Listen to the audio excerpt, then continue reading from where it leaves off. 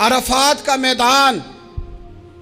محبوب فرمانے لگے پہلا جملہ، جو درد والے تھے وہ تڑپ گئے، یہ سارے درد والے تھے لیکن کچھ زیادہ مزاج شناس تھے.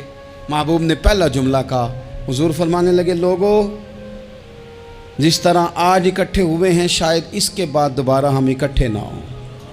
پہلا اعلان ہی کر دیا کہ یہ تمہارے ساتھ جو آج خطبہ ہے نا، اس میں اشارہ دے دیا کہ دوبارہ نہیں جمع ہوگے، اگلا حج نہیں کرنا، بس ختم ہوئی بات. یہ آخری پہلی بات ہی حضور نے یہ بیان کی. اب وہ اتنے دل نرم ہو گئے حضور کی بات سن کے، آنکھوں میں آنسو اس طرح آ گئے، طبیعت کا ملان اتنا بڑھ گیا کہ ہر ایک کا دل کشکول بن گیا.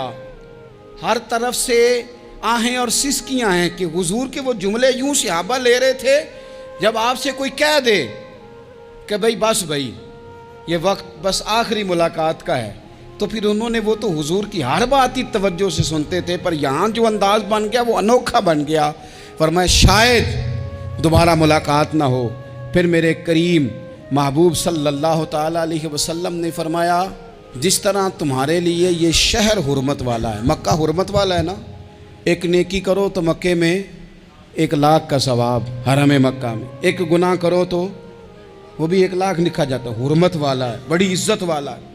فرمایا جس طرح یہ گھر عزت والا ہے کعبہ، جس طرح یہ شہر عزت والا ہے، فرمایا جس طرح آج کا دن حرمت والا ہے. مسلمانوں میں تمہیں بتا کے جا رہا ہوں، تمہیں سمجھا رہا ہوں، اسی طرح میں نے تم سب پر ایک دوسرے کے مال اور عزت کو حرمت والا کر دیا ہے. اور صحابہ کو نا حضور نے پہلے یہ سبق پورا حضور نے پوچھا، یہ بھی ذرا کمال ہے، یہ بخاری مسلم کی حدیث ہے. حضور نے صحابہ سے پوچھا 9 ذی الحجہ ہے، جمعے کا دن ہے، ذی الحج کا مہینہ ہے، سب کو پتہ ہے، لیکن نا آپ جمعہ پڑھنے ہیں تو میں آپ سے کہوں کہ آج کون سا دن ہے تو آپ کہیں کہ جناب جمعہ ہے، عجیب آدمی ہے، جمعہ پڑھا رہے ہو. لیکن جو صحابہ کا انداز ہے وہ اور ہے. حضور نے پوچھا آج یہ کون سا مہینہ ہے؟ یہ ادب ہے، یہ مقام ہے، یہ وہ مقام ہے جہاں بہت سارے صرف عقل والے بندے جو ہوتے ہیں نا وہ بیچارے گرتے پڑتے ہیں، کہتے ہیں جی بات آتی ہو تو بتانی چاہیے، یہ کیا بات ہوئی جی، بندہ بولے ہی نا، یہ کیا لیکن کچھ لوگ ایسے ہیں جن کا دھارہ ادب کچھ اور ہوتا ہے، انہیں ڈھیروں باتیں بھی آتی ہوں تو ہر جگہ بات کرنے کی نہیں ہوتی، سب جگہ کہانیاں سنانے کی نہیں ہوتی. حضور نے فرمایا کون سا مہینہ ہے؟ قربان جائیں بھیا کو زبان ہو کے کہنے لگے واللہ و رسولہ عالم، اللہ جانے اللہ کا رسول جانے. سانو تے قید سجن دا گہنا ہے، او جنج رکھے ایسا اونج رہنا ہے، ہمیں کیا پتا. پوچھا کسی نے، لکھا ہے صوفیاء نے، کسی نے پوچھا تمہیں پتہ نہیں، کہنے لگے چپ کر، ہمیں کیا پتا کون سا مہینہ ہے. تو حضور نے فرمایا آج تاریخ کون سی ہے؟ بھائی صاحب کو پتا تھا نا 9 ذی الحج کو ہی حج ہوتا ہے، کون سی تاریخ ہے؟ کہا واللہ و رسولہ عالم، اللہ جانے اللہ کا رسول جانے. قربان جائیں. حضور نے پوچھا دن کون سا ہے؟ سب کو پتا ہے جمعہ ہے. کہنے لگے واللہ و رسولہ عالم، اللہ جانے اور اللہ کا. وہ صحابہ بتا کیوں نہیں رہے؟ تو اہل محبت کہتے ہیں صحابہ کا جواب یہ تھا ہمیں کوئی مہینوں سے غرض ہے، ہمیں کوئی دن سے غرض ہے، ہمیں کوئی تاریخ سے غرض ہے. حاجیو آؤ شہنشاہ کا روزہ دیکھو، کعبہ تو دیکھ چکے، کعبے کا بھی کعبہ دیکھو. ہمیں تو محبوب سے غرض ہے. مہینہ تھا ذی الحج کا، اگر حضور کہہ دیتے ذی الحج نہیں ذی قعدہ ہے تو ہم نے ذی قعدہ ہی بنا لینا تھا. تاریخ تھی 9، اگر حضور فرما دیتے 11 ہے تو ہم نے 11 ہی بنا لینی تھی. دن تھا جمعے کا، اگر حضور کہتے پیر ہے تو ہمیں کیا لگے، ہمیں تو محبوب کی رضا چاہیے. آپ دیکھیں نا ایک صحابی کے ہاتھ ذرا لمبے تھے تو حضور نے فرمایا یا ذوالیدین، او لمبے ہاتھوں والے. ان سے کوئی پوچھتا نام کیا ہے تو کہتے میرا نام ہے 2 ہاتھوں والا. او بھائی میرے بھی 2 ہیں، تم کیوں 2 ہاتھوں والا؟ کہنے لگے یہ نہیں مجھے پتا، مجھے نبی پاک نے کہا 2 ہاتھوں والا. تو ٹھیک ہو گئی جو حضور نے نام رکھ دیا. تو حضور سید عالم نے پوچھا، پھر حضور نے حرمت یاد کرائی. فرمایا یاد رکھو یہ دن بھی بڑی عزت والا ہے، جمعے کا ہے، یہ مہینہ بھی بڑی حرمت والا ہے، ذی الحج کا ہے، یہ تاریخ بھی بڑی حرمت والی ہے. لیکن فرمایا جس طرح اس دن کی، اس شہر کی، اس مہینے کی تم نے عزت کرنی ہے، اسی طرح ایک دوسرے کے مال کا، ایک دوسرے کی عزت کا تم نے پاس کرنا۔ مسلمان بھائیوں، خدا را یہ حضور کہہ رہے ہیں یار، نبی پاک نے کعبہ کے سامنے کھڑے ہو کے فرمایا بیت اللہ تیری بڑی شان ہے، تیرا بڑا مرتبہ ہے، لیکن فرمایا میرے مومن کی عزت رب کی نظر میں کعبے سے بھی زیادہ ہے۔ ہم کیسے بیٹھ کے یار، ہم کیسے جرات کرتے ہیں کسی کی پگڑی کھولنے کی کونے میں بیٹھ کے؟ ہم اپنے گھر بیٹھ کے کسی پر تبصرہ کر گئے، کسی بندہ مومن کی عزت اچھال گئے، بالکل پتہ نہیں تھا بات کا اور ہم نے کہانی بنا دی پوری کی پوری، داستان سرائی کر گئے۔ صبح سے شام تک ہماری گپ شپ کا عنوان کیا ہے؟ کسی نہ کسی کا شکوہ، کسی نہ کسی کی شکایت، یہ ہماری گپ شپ ہے۔ خدا را حضور نے تو خطبہ حجۃ الوداع میں پہلا سبق یہ دیا تھا کہ میرے جانے کے بعد ایک دوسرے کی عزت کرنا، اور اسی خطبے میں ایک جگہ پہ فرمایا یہ نہ ہو کہ میرے جانے کے بعد تم ایک دوسرے کی گردنیں مارنے لگ جاؤ، ایک دوسرے کی عزتوں کا خیال کرنا، پاس کرنا۔ مسلمانوں، میرے عزیز بھائیوں، بزرگوں، عزتوں کا دفاع شروع کریں۔ تھوڑی دیر کے لیے اپنی زبان لوگوں کے اوپر تبصرہ کرنے سے کنٹرول میں لائیں۔ کچھ چیزیں ایسی، میں مختلف شہروں میں جاتا ہوں، جس شہر میں گئے وہاں لوگوں نے یہ کہا جناب یہاں جو مولانا ہے نا، بعض لوگ یہ باتیں بڑی چسکے لے کے سنتے ہیں، یہاں جو مولانا ہے نا وہ کچھ نہیں کرتے، آپ بڑے اچھے ہیں، یہاں جو پیر صاحب ہیں وہ بڑے گڑبڑ ہیں، آپ بڑے اچھے ہیں۔ تو میں ان سے کہتا ہوں کہ میں اس لیے اچھا ہوں کہ میں تھوڑی دیر کے لیے آیا ہوں، میں نے چلے جانا ہے۔ اور دوسری بات یہ کہ مجھے آپ جتنا مرضی اچھا کہہ لیں، میں نے رخصت ہو جانا ہے 2-3 گھنٹوں کے بعد۔ یہاں جس آدمی کا آپ شکوہ کر رہے ہیں نا، آپ اس کو جنازے کے لیے خبر کریں نہ کریں، اسے پتہ چل گیا نا محلے میں جنازہ ہو گیا، تو اسے کوئی کام بھی ہوا تو اس نے کہنا یار نہیں محلے میں فوتگی ہوگی، میں نے جنازہ پڑھانا ہے، اس نے جانا نہیں۔ تو کمزوریاں تو سب جگہ ہوتی ہیں، لیکن ان کمزوریوں کی وجہ سے آپس میں بغض پیدا کر لیا جائے گا۔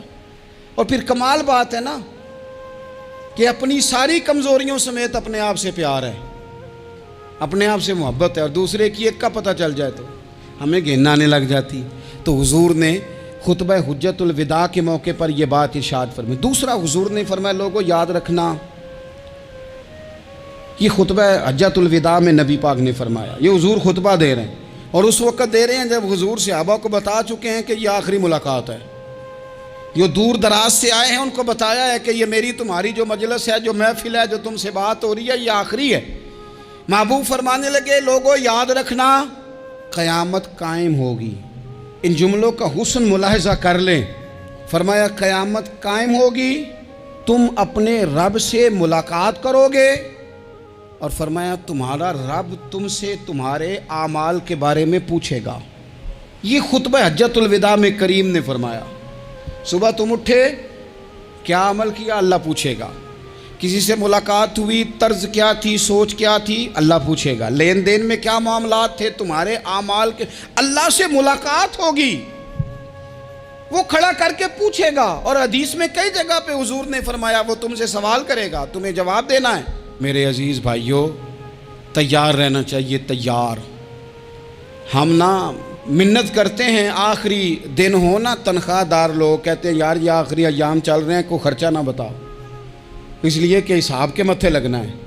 آخری دنوں میں، بجٹ کے دنوں میں لوگ پریشان ہوتے ہیں کہ حساب دینا ہے۔ جب رب سے ملاقات کریں گے اور وہ حساب مانگے گا، کتنا مشکل کام ہے۔ اور ایک مقام پہ حضور نے فرمایا جس سے اللہ نے حساب مانگا وہ تو الجھ گیا، دعا کرو وہ حساب مانگے ہی نہ، بے حساب ہی بخشش فرما دے۔ نبی پاک صلی اللہ تعالیٰ علیہ وآلہ وسلم نے ارشاد فرمایا اسی خطبہ حجۃ الوداع میں، حضور فرمانے لگے سن لو، میں نے تم تک اللہ تعالیٰ کا پیغام پہنچا دیا ہے۔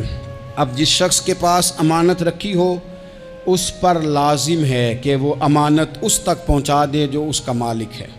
ہم بہت سارے لوگ ایسے ہوتے ہیں، ہمارے پاس امانتیں ہوتی ہیں، کچھ بھی نہ ہو تو کچھ لوگوں کے راز کی امانت ہوتی ہے، کچھ بھی نہ ہو تو کچھ لوگوں کی باتیں ہم تک پہنچ جاتی ہیں، وہ راز ہوتا ہے، وہ امانت ہوتی ہے۔ مجلس کی گفتگو بھی امانت ہے، لیکن ہم امانتوں کا خیال نہیں کرتے، خیانت ہو جاتی ہے۔ بہت محتاط ہو کر اپنی زندگی میں امانتوں کا خیال کیا جائے۔ یا ایھا الذین آمنوا لا تخونوا اللہ والرسول وتخونوا اماناتکم وانتم تعلمون۔ اللہ فرماتے ہیں ایمان والو، نہ رب سے خیانت کرنا، نہ رب کے رسول سے خیانت کرنا، نہ آپس میں ایک دوسرے سے خیانت کرنا، جانتے بوجھتے ہوئے یہ کام نہ کرنا۔ وَأَنْتُمْ تَعْلَمُونَ، جانتے ہو، تمہیں پتہ ہے۔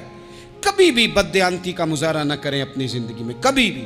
اور یہ بھی یاد رکھ لیں، بچوں کو کیا پتا کہ ہمارا ابا حلال لا رہا ہے کہ حرام لا رہا ہے؟ آپ لا رہے ہیں نا، تو وہ تو بیچارے بھولے پن میں کھا رہے ہیں، تو حساب آپ نے دینا ہے۔ جنہ لی تو پاپ کمائے ہن کتھے نہیں ہو تیرے کر دے، بلانا۔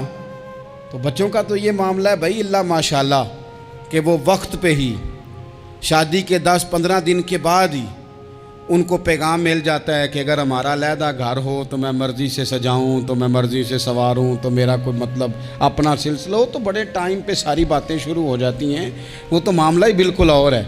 تو بالکل کسی بھی امانت میں کبھی بھی خیانت کرنے کی کوشش نہ کریں، اور یاد رکھیں مال حرام جہاں آتا ہے وہاں بڑی تباہی آتی ہے۔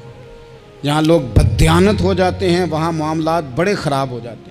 اللہ تبارک و تعالی دیانتداری کی توفیق عطا فرمائے۔ حضور نے خطبہ حجۃ الوداع کے موقع پر فرمایا، میں نے آج جاہلیت کے سارے سود ختم کر دیے۔ نبی پاک میدان عرفات میں کھڑے ہو کے فرمانے لگے، جس بندے نے بھی کسی سے پیسے لیے ہیں وہ اصل رقم دے گا، زائد نہیں دے گا۔ حضور کے بڑے قریبی تھے ایک، فرمایا انہوں نے بھی کچھ لوگوں سے پیسے لیے ہوئے، چونکہ وہ سب لوگ کرتے تھے، حرام ہی نہیں تھا۔ فرمایا میں ان کو بھی حکم دیتا ہوں کہ یہ اصل رقم وصول کریں گے، کسی سے ایک پائی بھی زیادہ وصول نہ کریں گے۔ نبی پاک صلی اللہ تعالیٰ علیہ وسلم نے خطبہ حجۃ الوداع میں ایک باریک بات حضور نے بھی، یہ آپ نے ضرور سمجھنی ہے، بالخصوص جو لوگ تھوڑا دین پر عمل کر رہے ہیں، جن کا لبادہ مذہبی ہو گیا، جنہیں لوگ حضرت صاحب، قاری صاحب، علامہ صاحب، مفتی صاحب، حاجی صاحب، بزرگوں کہہ کے بلاتے ہیں، وہ اس پر توجہ کریں۔ میرے نبی پاک صلی اللہ علیہ وسلم نے خطبہ حجۃ الوداع کے موقع پہ ارشاد فرمایا، لوگو شیطان اب مایوس ہو گیا ہے، وہ تم سے بتوں کی پوجا نہیں کرا سکے گا، ہاں وہ تمہیں چھوٹے چھوٹے گناہوں میں مبتلا کرے گا، وہ تم سے چھوٹے چھوٹے عیب کرائے گا، تم سمجھو گے یہ تو غلطی کوئی نہیں، فرمایا اس سے بچ کے رہنا۔ اب وہ مایوس ہو گیا، بتوں کی پوجا نہیں کرا سکتا، تمہیں اپنی پوجا نہیں کرا سکتا، لیکن چھوٹی چھوٹی غلطیاں، ایک مقام پہ فرمایا نا، چھوٹا گناہ ہونا تو مومن اسے پہاڑ سمجھتا ہے، اتنا بڑا ہو گیا، اور منافق کہتا ہے یہ تو کچھ بھی نہیں۔ تو اپنی زندگی کے اندر چھوٹی چھوٹی کوتاہیاں، حضرت سعدی فرمایا کرتے تھے سیلاب اچانک نہیں آتے، پہلے چھوٹا سا سوراخ ہوتا ہے دریا کے کنارے میں، اسے بند نہ کیا جائے پھر بڑا ہو جاتا ہے، پھر وہ ٹائم آتا ہے کہ بند ٹوٹ جاتا ہے، بستیاں ڈوب جاتی ہیں۔ پہلے چھوٹا گناہ انسان کرتا ہے، چھوٹا، پھر اس سے آگے بڑھتا جاتا ہے اور بڑی بڑی غلطیاں ہوتی ہیں۔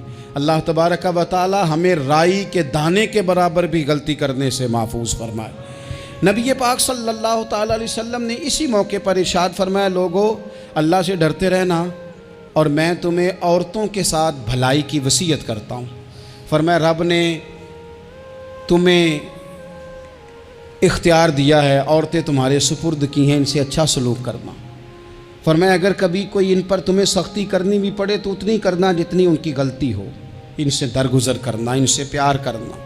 اسلام نے خاتون کو باقاعدہ حقوق دیے، باقاعدہ۔ صحیح بخاری میں حدیث ہے، یہ جو نوجوان ہیں، مطالعہ کرنے والے، پڑھنے سننے سمجھنے والے، یاد رکھا کریں ان چیزوں کو۔ حضرت بریرہ رضی اللہ تعالیٰ عنہ حضرت عائشہ صدیقہ کی کنیزہ ہیں۔